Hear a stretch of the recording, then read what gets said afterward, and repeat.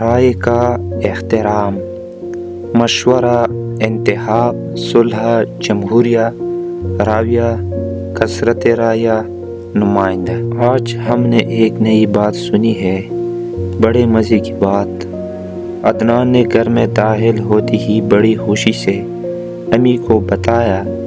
امی نے پوچھا کون سی نئی بات؟ عدنان کہنے لگا، ہمارے استاد ظفر علی صاحب نے بتایا کہ کل کلاس کی مانیٹر کا الیکشن ہوگا، ندیم اور راشد میں مقابلہ ہوگا۔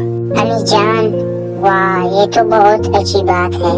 عدنان، لیکن میرے ذہن میں یہ سوال ہے کہ عادل پہلے سے کلاس کا مانیٹر تھا، اسے ہی رہنے دیتے۔ اگر مانیٹر بدلنا ہی تھا تو کسی اور کو مقرر کر دیتے۔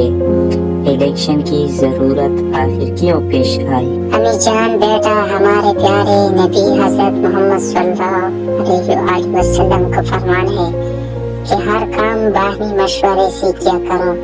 کلاس کے الیکشن کا مقصد بھی یہی ہے کہ مانیٹر کے انتخاب میں سب کی رائے لی جائے، اسی طرح کوئی اچھا طالب علم پوری کلاس کا نمائندہ بنے۔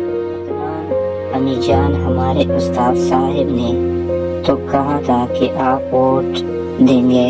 امی جان، بیٹا، استاد صاحب نے درست کہا ہے، ووٹ حقیقت میں رائے اور مشورے ہی تو ہے۔ عدنان، امی جان، میں کس کو ووٹ دوں؟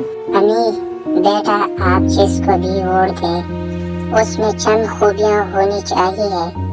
پہلی بات یہ ہے کہ جس کام کے لیے اس کو ووٹ دیا جاتا ہے وہ اس کا اہل ہو۔ دوسری بات یہ ہے کہ وہ دیانتدار ہو اور لوگوں کے ساتھ ہمدردی